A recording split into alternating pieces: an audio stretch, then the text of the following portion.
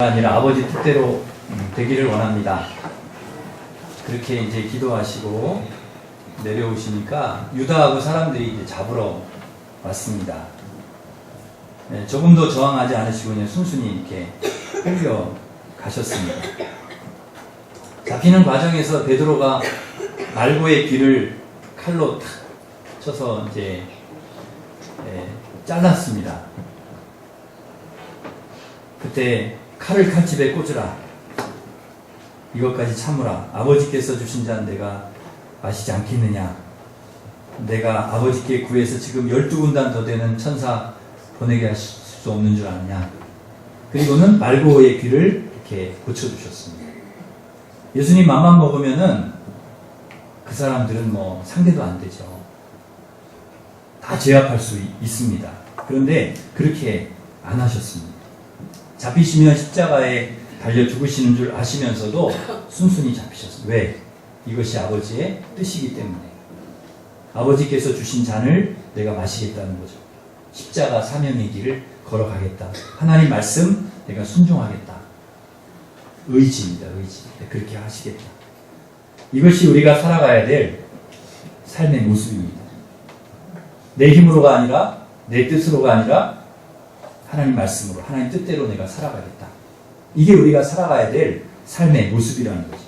예수님께서 이러한 삶의 자세와 모습을 가르쳐 주시려고 주님께서 본을 보여주신 것입니다. 여러분, 주님께서 보여주신 그 본대로 여러분 하나님의 뜻을 따라서 말씀 따라서 순종하면서 살아가는 우리 성도들 되시기를 바랍니다. 예수님 잡히셨을 때 제자들 다 도망갔어요. 근데 누구만 따라가요? 베드로만 따라가요. 베드로만 멀찍이. 가까이 따라가면 들키니까 멀찍이. 상당히 멀리 안 들키게. 그래도 안 따라간 제자들보다는 훨씬 낫죠, 베드로가. 그래도 따라갔으니까.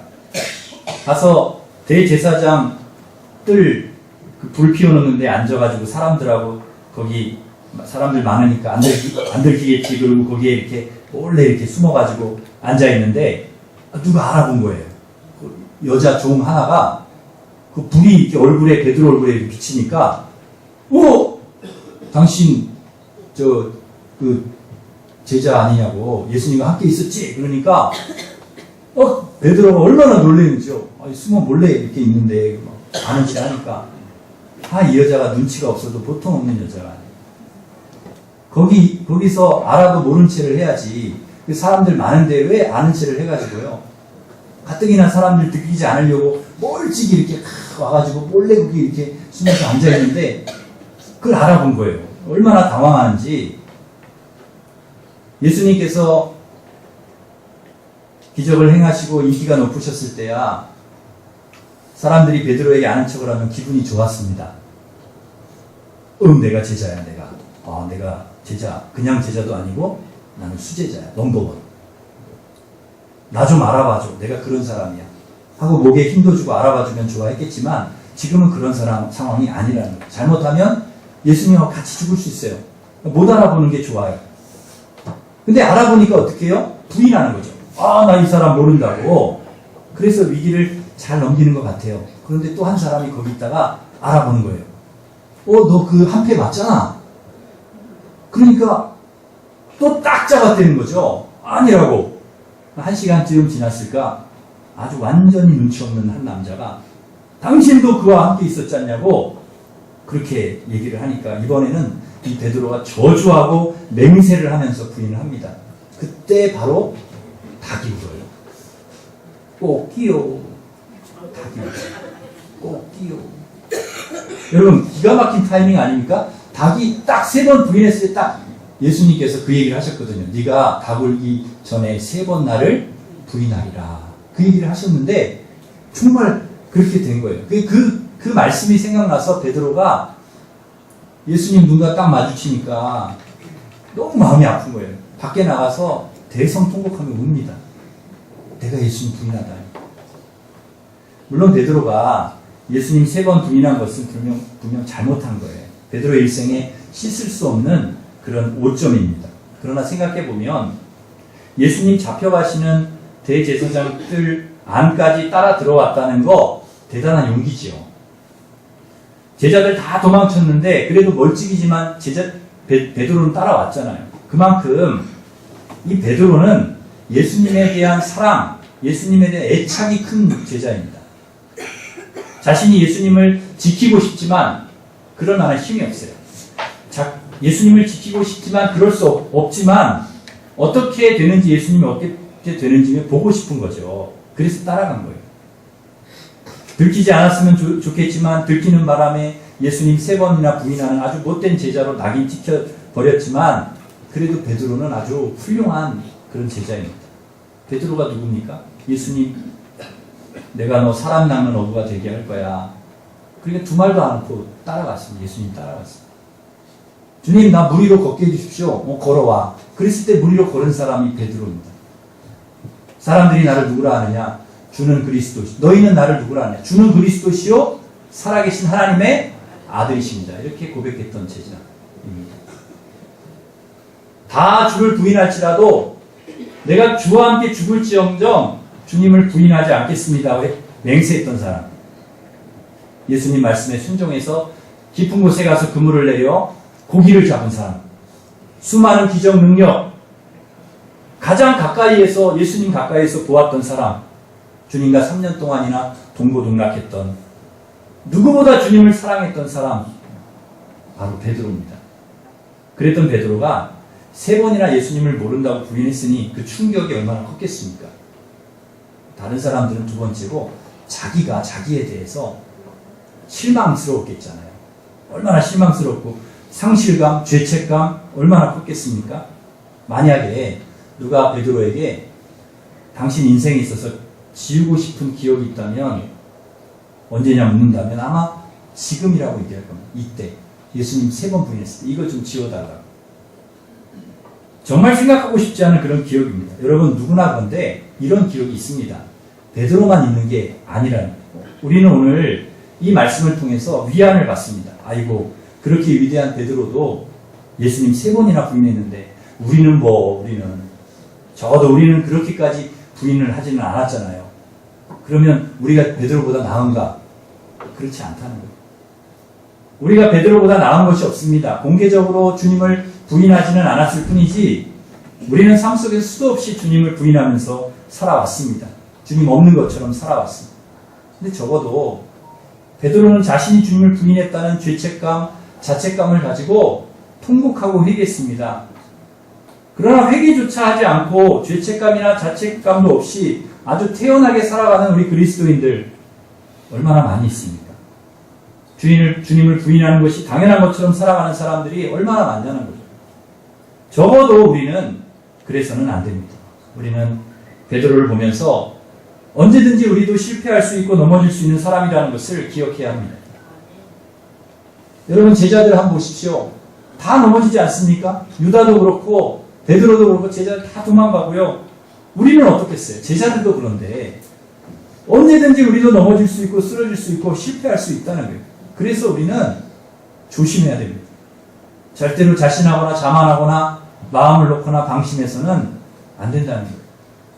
베드로 얘기가 여기서 끝났다면 베드로는 그냥 실패한 인생으로 끝났을 거예요. 그런데 이야기가 여기서 끝나지 않아요. 예수님 십자가에 죽으시고 부활하신 다음에 베드로를 찾아갑니다. 그동안 베드로는요, 예수님을 부인했다라는 그 자책감, 죄책감, 이런 것들로 힘든 시간을 보냈을 것입니다. 나는 예수님 제자가 될 자격이 없어. 그냥 물고기나 잡고 살자. 그리고 디베랴 바닷가 가서 고기를 잡고 있는 거예요. 부활하신 예수님 그렇게 그물 던지는 베드로를 찾아오셨습니다. 밤새도록 한 마리 잡지 못한 그 베드로에게 오셔서 오른편에 그물을 던져 고기 잡으라. 어디서 많이 들어본 말씀인데요. 예수님께서 가장 먼저 베드로 부르실 때 똑같은 사건이 있었습니다. 너 깊은 데로 가서 그물을 내려 고기 잡으라. 이 사건이 오버랩이 됩니다. 오버랩이 돼요. 베드로에게 이 기억은 생생하게 아직도 남아있습니다. 그러니까 딱 알아채는 거죠. 아, 이분이 예수님이시구나. 그냥 아는 거예요. 조반을 드신 후에 예수님께서 베드로에게 말씀하셨습니다. 요한의 아들 시몬아, 내가 다른 사람보다 나를 더 사랑하냐? 한 번 물으시면 좋겠는데 꼭 몇 번 물어봐요? 3번은 물어보세요. 요한의 아들 시몬아, 내가 다른 사람보다 나를 더 사랑하느냐? 참 대답하기 여러분 곤란한 질문입니다. 예수님 십자가 돌아가실 때 베드로도 같이 따라가서 순교의 자리에 있었다면, 부인하지 않았다면, 십자가까지 주님 따라갔다면 대답하기 쉽습니다. 네, 제가 주님 사랑합니다. 아주 당당하게 이야기할 수 있습니다. 그런데 십자가에서는 부인하고 고기 잡다가 주님께서 물으니까 그건 대답하기가 힘든 거예요. 부끄러운 것입니다. 대답할 면목이 없습니다. 그래도 대답합니다. 내가 주님 사랑하는 줄 주님께서 아십니다. 3번이나 똑같이 내가 주님 사랑하는 줄 주님께서 아십니다. 비록 베드로는 주님 십자가 고난 받으실 때 실패했지만 그 실패가 베드로의 전부는 아니었습니다. 그것이 베드로 인생 스토리의 끝이 아니라는 것이죠. 여러분, 누구나 실패할 수 있습니다. 누구나 부인할 수 있습니다. 그러나 그것이 전부가 아닙니다. 우리 인생 전체가 아니라는 거예요. 반드시 반전 스토리, 역전 스토리가 우리에게 있다는 것이죠. 주님께서 그런 스토리를 베드로에게 만들어 주셨습니다. 그리고 우리에게도 만들어 주셨습니다. 저에게도 참 부끄러운 기억이 있습니다. 그런 기억들을 생각하면 내가 정말 목사로서 이렇게 하나님 일을 해도 되는가 그런 생각을 할 때가 있어요. 부끄러운 기억들이 있답니다. 지우고 싶은 기억들이 있습니다. 그런데 그 기억 때문에 저는 더 하나님 앞에 죄송한 마음으로 그렇게 사역을 하는 것입니다. 다시는 그런 일을 반복하지 않으려고 더 노력하는 것이죠. 과거에 잘못한 일, 실패한 일 때문에 더 열심히, 더 성실하게 그런 일을 상쇄하기 위해서 최선을 다하는 것입니다. 바울이 왜 그렇게 열심히 복음을 전하기 위해서 수고하는 것입니까? 예수 믿는 사람들을 핍박했고 스데반을 죽이는 데 가담했던 사람이었기 때문에 정말 기억하고 싶지 않은 부끄러운 실패 시간들이 있었기 때문에 바울은 더 많이 수고하는 것입니다. 더 열심히 주의를 하는 것입니다. 3번이나 태장 맞고 40에 하나 감한매를 5번이나 맞아도 돌에 맞고 파선하고 강, 강도, 동족, 이방인, 시내, 광야, 바다, 거짓, 형제적 위험을 당하고 수고하고 애쓰고 여러 번 자지 못하고 줄이고 목마르고 굶고 춥고 헐벗으면서 복음을 전하기 위해서 그렇게 수고했던 것은 바로 주님 가슴에 대못을 박은 그 사건이 있었기 때문에 예수 믿는 사람들을 잡아 죽이는 그 일을 자기가 했기 때문에 스데반을 죽이는 일에 앞장을 섰기 때문에 주님 못 박는 일을 했기 때문에 너무나 죄송해서 그렇게 한 것입니다. 나중에 베드로는요 순교합니다. 예수님처럼 십자가에 온전히 달려 죽을 수 없다고 거꾸로 십자가에 죽습니다. 아마도 예수님 십자가에 달려 죽으실 때 그때 부인하지 말고 그때 주님하고 죽었어야 되는데 주님과 같이 죽었어야 되는 이런 아쉬움, 죄송함을 가지고 아마 그 훗날 베드로는 십자가에 거꾸로 달려서 그렇게 죽었을 것입니다. 이 세상에 실수 없이 실패 없이 살아가는 인생이 있을까요? 그렇지 않습니다. 누구나 다 실수하고 실패합니다. 누구나 다 넘어지고 쓰러집니다.